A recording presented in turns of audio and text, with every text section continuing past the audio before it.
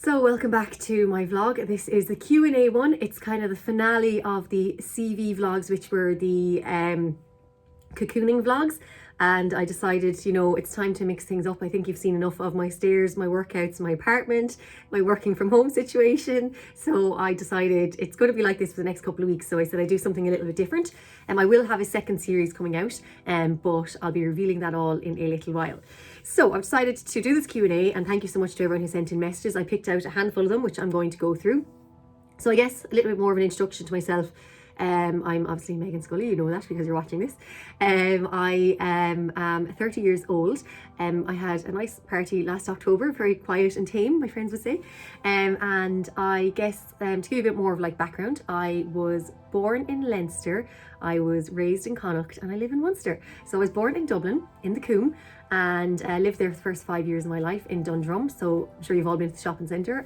So my house where I lived actually wasn't that far from where the shopping centre now is, but obviously none of that existed when we lived in Dundrum back in the early 90s. And then I moved to Spiddal in Connemara, which I absolutely adored because we were by the beach and we had to walk like by the beach to go to and from school. So more often than not, Mum would come down in the evening and she'd find the two of us in swimming. So that's kind of the lifestyle we had there, and I just absolutely adored it. And obviously that's where I got the love for the Gaeilge. We spent 5 years there and then moved to Ardrahan in South Galway, which is where my mum's originally from. So that is now where home is, and that's the home house. That's where Mam, Andrew, Bella, Baba, Granny and all the aunts and uncles and cousins are.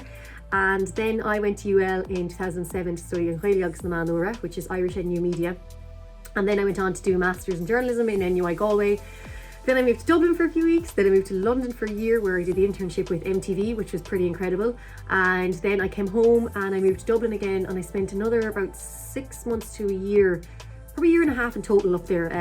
I had 2 different jobs, and then I came back to Galway, and I was kind of at that moment where I was like, what do I want to do with my life? Do I want to stay going in media, or do I want to maybe find a different career? Because I just found the media was really hard to break into, and I was kind of at the end of my tether.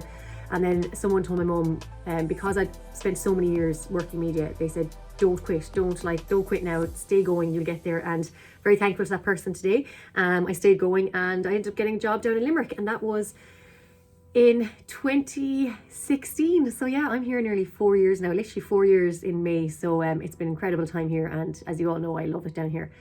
So yeah, that's a little bit, small bit of background. If any more questions relating to anything that I just said, you can drop me a DM or message on across any social media.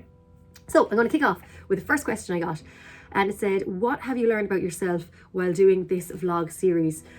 I actually really enjoyed it. I love creating content, and it was really good for me to keep up to, like, I suppose, with content creation while I suppose there's kind of less time with work and stuff, and kind of, you know, different things happening. I want to be able to fill up my day with stuff to keep me busy because I love creating content, and I thought it was just a fun way to show you all what I've been getting up to in this time of cocooning. Thankfully, I haven't struggled too much. I know I had a bit of a meh day last week or the week before, but I've kind of come out of that again. It's just, you know, I found that the day I was having kind of a bad day, it was just like, it wasn't doing me any favors, and I knew, you know, we're kind of in this for possibly a good few more weeks. So I was like, right, I need to just try and make the most of this. So yeah, I think I've learned that I definitely speak very fast.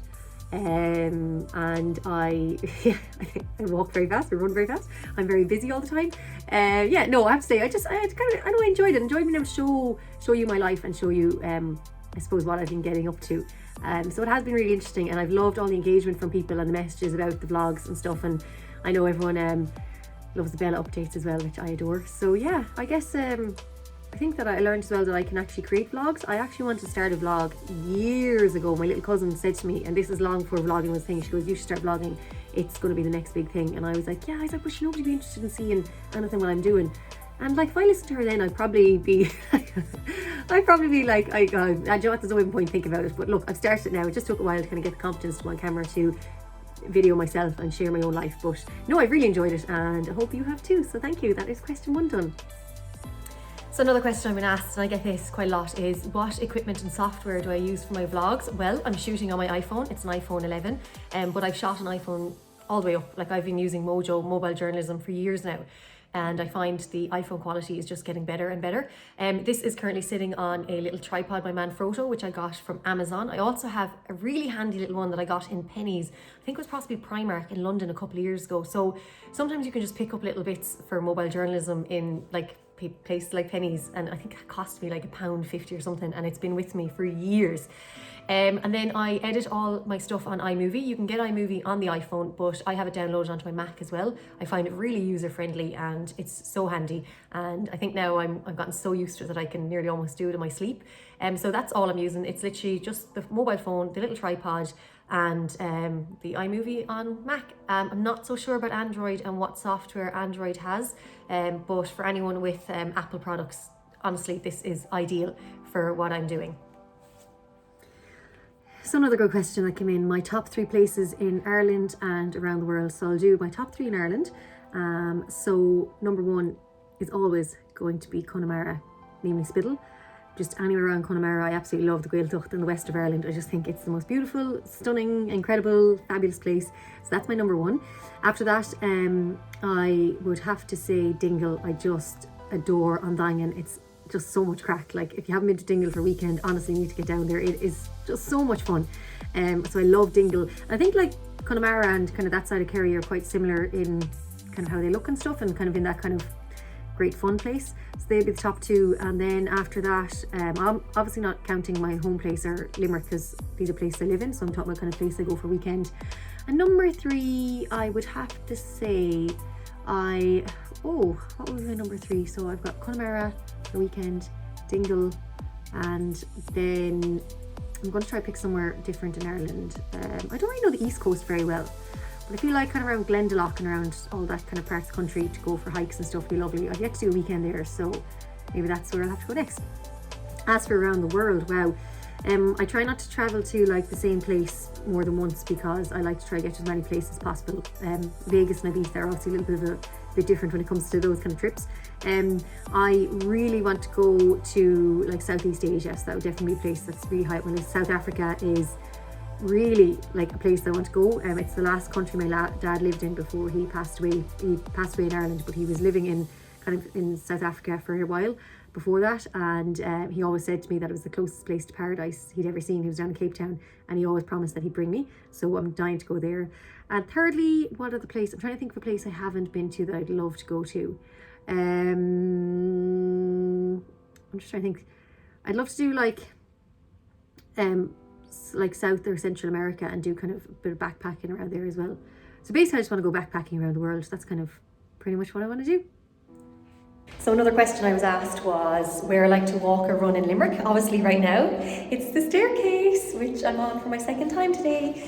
No, but in all seriousness, I love the 3 bridges. I just think they're so nice, and you get to see like so many beautiful parts of Limerick and King John's Castle, and just be by the water, which I love. So that would probably be my favourite walk. And then for running, the Condell Road is like really handy, because over and back is like a 5k, so it's just good if you want to get a 5k done. It's a nice like running track.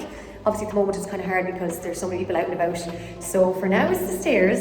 But yeah, the 3 bridges is probably my number 1 location. I've pretty much walked all over Limerick though, and I really think if you are living near Limerick City, like, you know, try out loads of different walking routes and along the streets and stuff, and you get to see so much of the city as well. So yeah, that would be my walks around Limerick.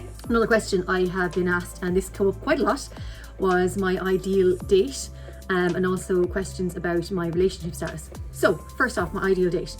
I've said this before, I always like the idea of doing something different, like fun, adventurous, like, I don't know, obviously I said going to match is good fun, doing something kind of sporty, outdoors, activity, going for a hike, any of that kind of stuff. I think like going for a drink and dinner is fine, there's nothing wrong with it, but I just think like you can do that any day with anyone. You can do that with your friends, like male and female, with family. So I always think when it comes to dates, it's always nice to do something that's just a little bit different, and like, you know, you want the date to be memorable as well. So I think yeah, ideal date would be probably going to a match, and yeah, maybe going for a hike or something, and then going for nice food along the way, or even bringing a picnic, I don't mind.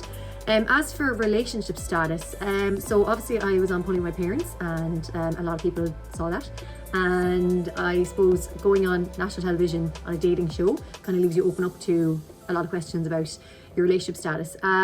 It's just something though I feel that I'm not going to discuss on social media, or something I'm going to share, because I just think now I've kind of realized that it's probably one area in my life that I actually can control and also keep private, because obviously I share so much here. I mean, I've written a book about my life, so a lot of people, well, if you've read my book, you pretty much know my story, and obviously if you follow me here for a long time on social media, you know all about my past and what I've been through and my work and everything. And I just decided now maybe relationship is something I can keep private for now. So I'm not really going to discuss that one much further. It also goes for relationships as well, with like my friends and stuff, because you know, I have a lot of friends that aren't on social media or don't like being on social media and would have private accounts, which is totally fine. So I'd always make sure if I was going to share a photo with a friend, I'd always ask for their permission first, because I really think like you have to respect someone else's privacy as well. So I think that goes for relationships and friendships, that, you know, not everyone wants to be shared on a social media platform. A lot of people prefer to keep their lives private. So a lot of the time when I go on holidays with a group of girls, I might not share photos with everyone, because not everyone wants to be on social media, and that's totally fine too. And I think that's really like, I'd respect everyone's boundaries when it comes to that. And even when I share photos of the Tag Rugby girls, I always ask them first, can I share the photo, and then secondly, do they want to be tagged or not, because not everyone wants to be tagged as well. So they're just little things. I think it's kind of nice to appreciate everyone else's privacy when it comes to social media. As I said, I do share a lot. I'm very open on here, and I pretty much will talk about and answer anything, but I just think the whole dating and relationship scene is probably something that I can keep private, and then maybe one day if I want to share something, I can. So yeah, hope that answers your question. I know I've not answered a certain question for a lot of people there, but I hope you can respect my own thoughts on this one. Right, so I'm going to finish up with this question. I was asked about remaining so positive during this whole cocooning / lockdown. I suppose, I think like I've already kind of been through the toughest times of my life, losing my brother and my father. So I think I've been to the worst and darkest places. So I think maybe now I'm appreciating this time. I'm seeing it as a bit of a kind of a break and a bit of a chance to kind of, I guess, rethink and reevaluate. I'm also grateful for every single day that I have, and I try, as I said, make the most of every day and opportunity, and I try and make something positive out of every day. Reading and writing are very important to me, and watching things I really like on Netflix, cooking, which I was never really a huge fan of, but now I'm actually enjoying making my food and having the time to make it. Like in the morning, I'm not rushing, I'm making a breakfast and I'm sitting down, I'm enjoying it. And same goes for lunch and dinner as well. So I think things like that are very important, and spending a bit of time kind of relaxing and just kind of slowing down. I'm also enjoying doing my home workouts. Some days I don't want to work out at all, but they're kind of the days that I really try to push myself. So for example, if I'm really tired and I just don't want to do anything, I'll go on YouTube and I'll find like a 10-minute kettlebell or like a 15-minute, and I know that sounds like no time at all, but it's just something to get my energy levels up. And then even just doing a 10-15 minute quick little workout just gives me that little boost of energy that I needed, and automatically makes me feel better. And also having a few little treats, like I have a little bit of chocolate here. Now I don't have much of a sweet tooth, but I do like to have the odd bit here, and I love crisps. I think crisps and cheese are like my thing, so I think it's very important as well to give yourself little treats, and obviously the odd glass of wine now and then. I like the odd can of Diet Coke, so I have a supply there as well. And so it's just about kind of being good to yourself, enjoying yourself, but also looking after yourself. I think that's what's really important. And obviously using social media to reach out to friends and family. And gosh, I've done more FaceTimes and Zoom chats the last while than ever before. And I've been chatting to people that I haven't maybe caught up with in a long time, or people that maybe I haven't FaceTimed ever before. So that's really cool, and reconnecting with people again. So I've actually really enjoyed this time. I miss my family, my friends so much, and I really am missing home and missing the dog and cat, Bella and Baba, and I'm missing socializing and eating out and all those things that, you know, I just used to do all the time. So I think when everything's back to normal, I'm going to be so grateful that I had this time to kind of reflect and to calm down and to kind of just, as I said, reevaluate and kind of just, you know, I think I've been doing a lot of thinking as well, which has been good for me, and a lot of kind of, I suppose, work as well, and writing book 2. And so actually book 2 is a few exciting things in the pipeline for that, which maybe I wouldn't have been able to do if I was still in the situation I was in. So I'm trying to make everything seem positive. But look, I know it's hard for everyone, and I still have bad days. Like, oh my God, some moments I wake up and I'm just like, oh, I just want to stay in bed for the whole day, which is okay too. So yeah, I think it's important to go easy on yourself as well, and don't be too hard on yourself. I know it's really hard to kind of remain positive all the time in this situation, but I think, you know, if you find the news is upsetting you, don't watch it. If you find social media is too much, maybe turn it off for a while, and look at the things that you like and the things that make you laugh and the things that make you put you in a good mood. Like I've been watching a load of sports documentaries lately, and oh my god, they've been getting me so riled up, and like, but they make me laugh and make me cry, and just kind of make me excited for, you know, when we can go back to sports and back to everything and back to normality. So thank you so much for the questions, and I hope you enjoyed this Q&A vlog as much as I did. And if there's anything else you'd like to know, you can slide into my messages.